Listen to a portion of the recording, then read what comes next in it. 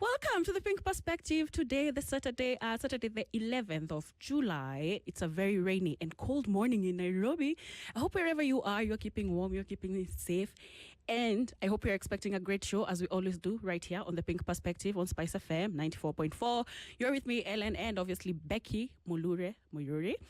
And our hashtag is hashtag the Pink Perspective, hashtag own your pink. We have a great show today. Let me mention that we're going to be talking to you guys. I know this has been an issue in our DMs for some time now, and that is the issue of co-parenting. That's our masterclass. We're going to be talking about co-parenting.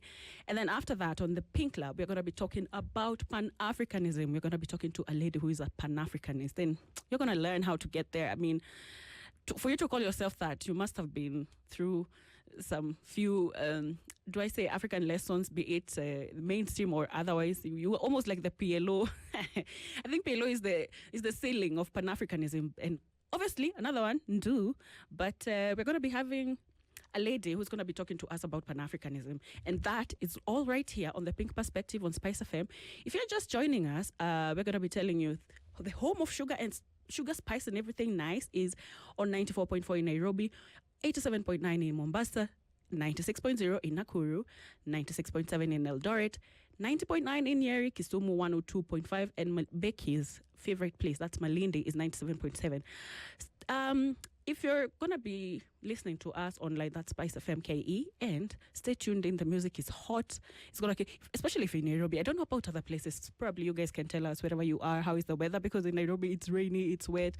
It's been like that since last night, and some of us are in socks and all that. So keep it here, and we're going to be enjoying the next 3 hours with you right here on the Pink Perspective. It's very cold in Nairobi. Becky, can you testify? I've seen you wearing boots. Yeah. you know, people from my my region, not necessarily Nakuru, Mrima. You see the rain like showers, like this. Kidogo tu, and some little cold. Boots. Boots.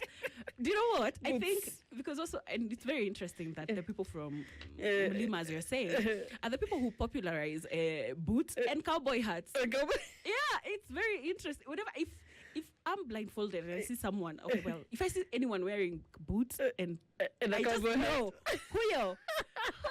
It's, I don't know, it's people from Lima who popularize that. So tunaonanga mvua kidogo, boots.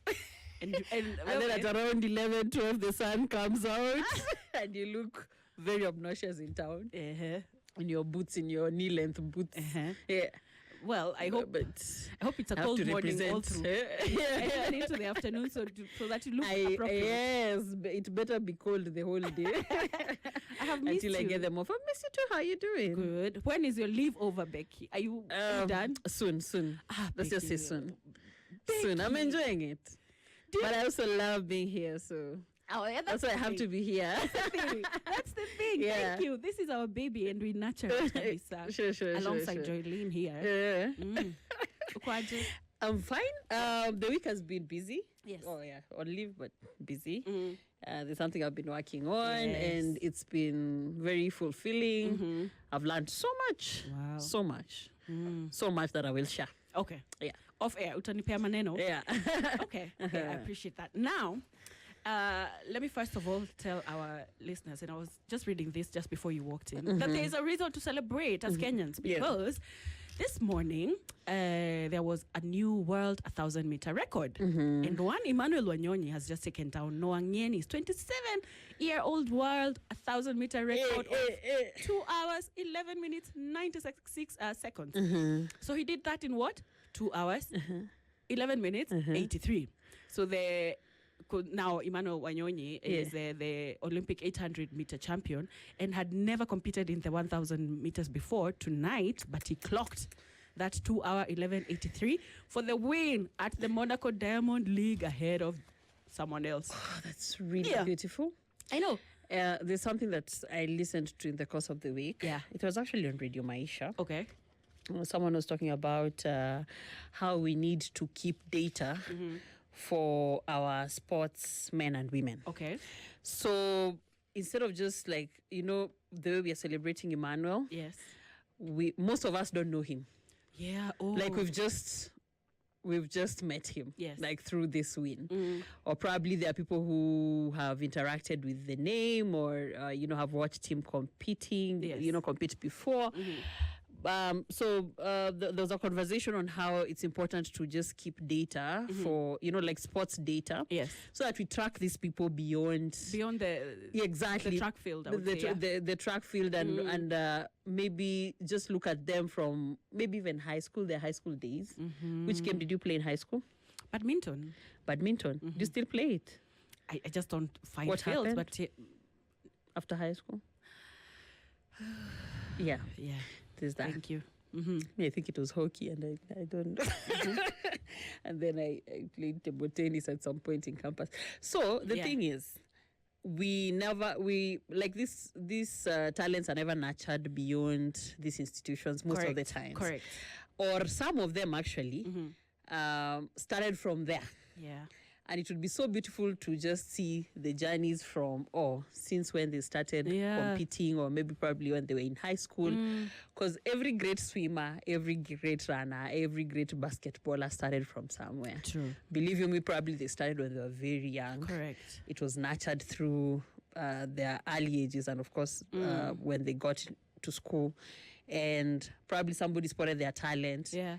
And especially those who are on the international platforms who are playing for different countries and teams, it must have started somewhere. Correct. So it's important that we keep a track record. Yes. So I'd really want to know how Emmanuel started. Because it's impressive. Because I'm sure it has been a journey to this Where he win is now. there now, yeah. And just in line with athletics, I don't know if you came across that video of Eliud Kipchoge was running. Do you know what? And I always tell you that the biggest celebrity oh my God. Yeah, Eliud. For real. And when I saw that video, I just felt like, oh my God, yes. This should have been me. Yes, this is Eliud. Yeah. Do you know what? I think it's that story of the prophet is not celebrated at home. Never. Because Eliud, he's such a big deal out there. That lady was what? Okay, where did she get the marker pen from? Unajitayarisha. Let me tell you, if right now I knew that somehow at the end of the day I would there's a chance of me meeting Eliud. Yes. My goodness, I'll have everything ready. Yeah, sure. I will have everything ready for him. I think she had really prepared for that, and it came to pass. Thing. It was so beautiful. It was a very beautiful thing. Yeah. Yeah.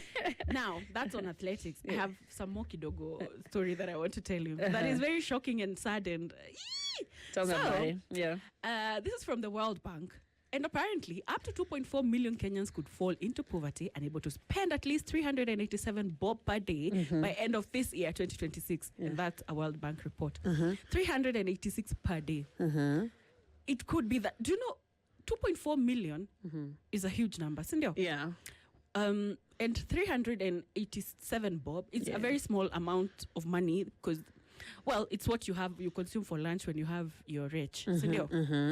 So if we're not able to have 387 per day, if you're going to govern that into, for example, 3 meals, we're talking about it's kids. Breakfast, it's the lunch. We're talking about it's children. dinner. We're talking about basic needs. You might need to buy soap today. You might need to buy all that. I mean, are we dipping? Have you felt, what is the one thing that maybe you were shopping or something and you realize that, oh my God, how did that get that expensive? For me, potatoes. I don't understand how a 2 kg mkebe of potatoes is 200 bob. What do you mean? Yes. What do you mean? Yes. And you know what? If you are to enjoy your potatoes, it would cost you that much. Kasuku ya 200 bob ni hiyo 2 kg. 1 kg. And 1 kg takes about 6 potatoes. Yeah. What? Imagine. 12 potatoes are worth 200 bob. Yes. No.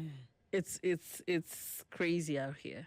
Like if you don't really supplement your income, or if you don't look for deals like offers, my trick. Yeah. Oh yeah. You know my trick. Like that's how I survive somehow. And you know what? That trick, I've done it after you showed me. Hey, Becky Bana, you really have to live with these hacks. You have influenced me. Yes. Can we share it? Yeah. So there's this. Okay. In the supermarket. Yes. Go on, tell us. Let's just share this little secret. Yes. So in the supermarket, when you go to the supermarket, in the food section, in the refrigerator, there are items that are usually priced as markdown. They're always categorized as markdown. Yes. They have the markdown price tag. Yes. So often they're not like, they've not gone bad. No. But their shelf life is almost expiring. Yes.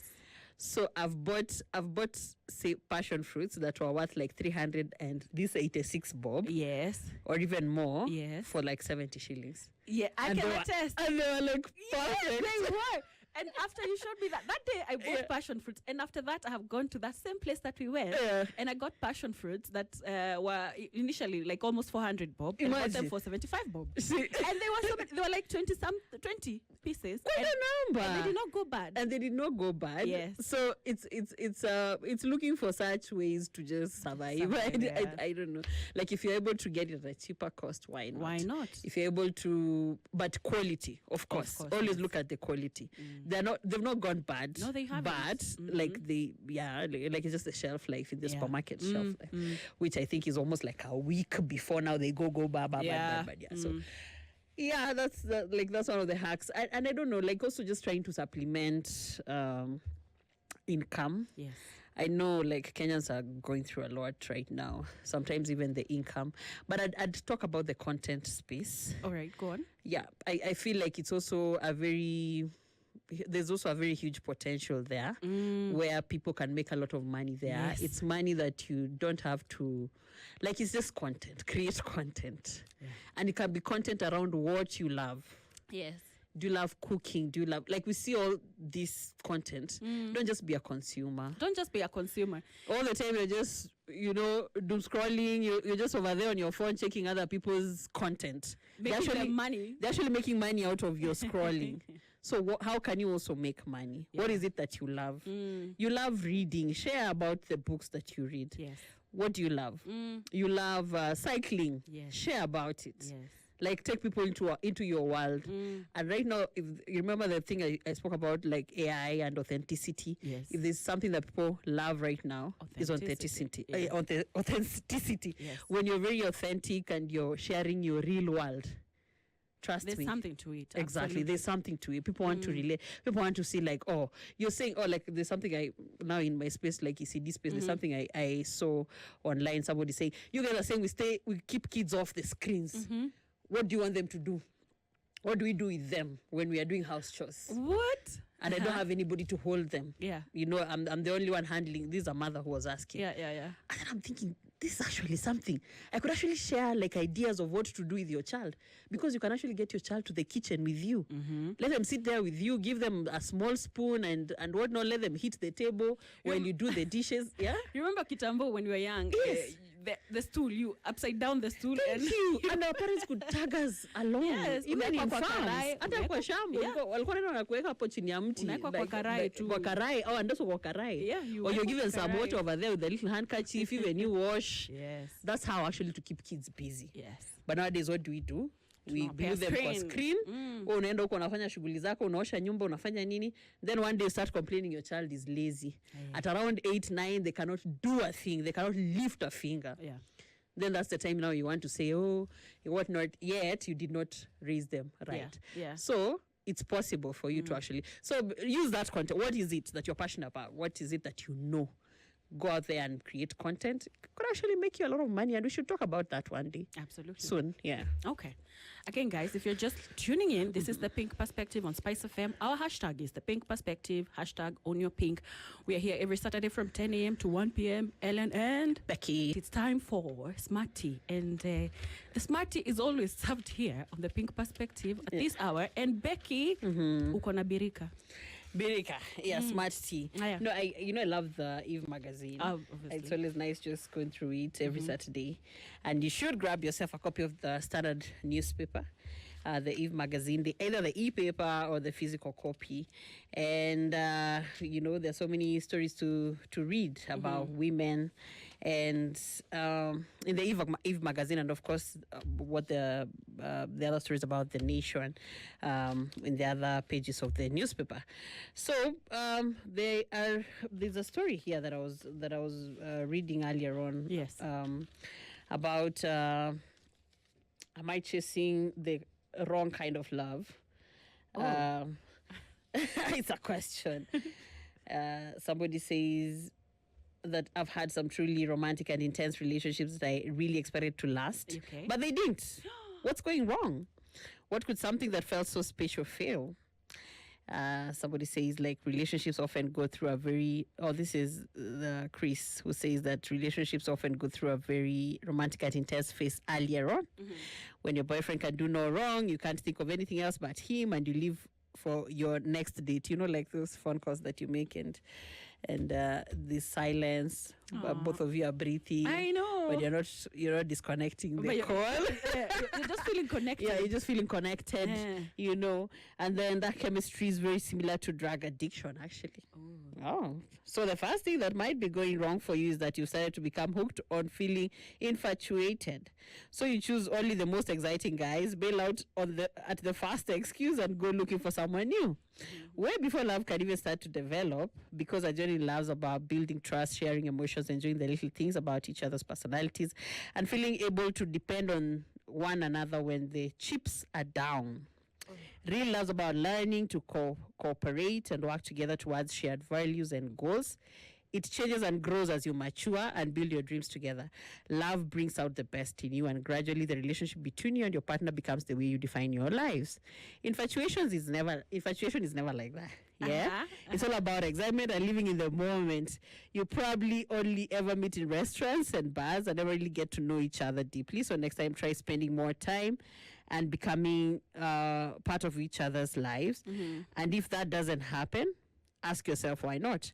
Are you choosing guys who aren't ready to make time for you, or maybe you're not ready to make time for them either? So this is for all the single girls out there. Really special relationships are only built on love. So if you're not sure about your feelings for your new partner or his feelings for you, take things slowly. And if a genuine love doesn't start to develop, move on, because infatuation never lasts. Hi, Wamsi. Hi, Ellen. Hey, uppercut. No, today is about you, girls. Let's young game about mamas, the married women. Yeah. Today is about the girls. So advise me. Advice is here. Nimesikia.